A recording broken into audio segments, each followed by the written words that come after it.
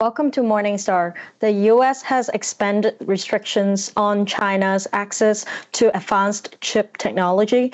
This comes at a time when the market sentiment is already gloomy about the demand for consumer electronic products, many of which use these chips.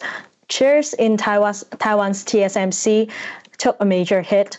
Its stock is down over 40% year to date, but its third quarter earnings is better than expected. But will this be enough to ease analyst and investor concerns? We're talking to Felix Lee, equity analyst at Morningstar. Hi, Felix. The U.S. has introduced multiple regulations restricting or banning China's access to chips. What is different this time?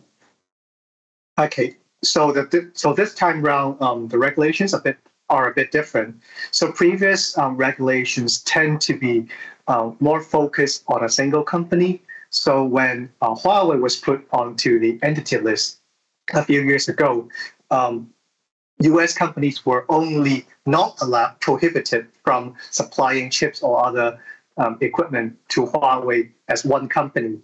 But now, but last week's regulations tend to be more sweeping. It prohibits a lot of U.S. companies from selling anything to Chinese customers if those products are deemed to be potentially potentially able to be applied into military applications. The other difference is also the introduction of language which prohibits U.S. persons, which includes citizens, green card holders, and foreign workers who are working in the U.S. from assisting Chinese customers into building new cutting-edge capacity. Right, so these rules were announced just days before TSMC's results, which actually beat most analyst expectations. How do you read this?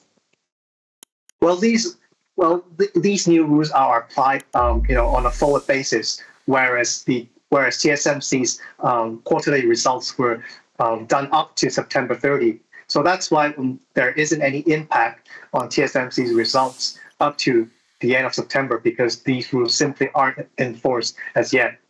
But we expect 2023 and 24 results could be affected because of these new measures.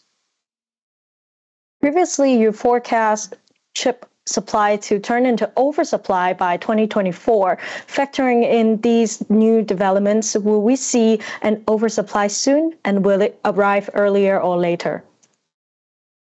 Well, I think right now we are hearing a lot of views in the oversupply, ringing of oversupply because of weaker than expected PC and smartphone demand. So my previous assumption of an oversupply in 2024 builds in implicitly assumes a single-digit drop in PC demand for 2022 and flattish PC demand for 2023 and onwards.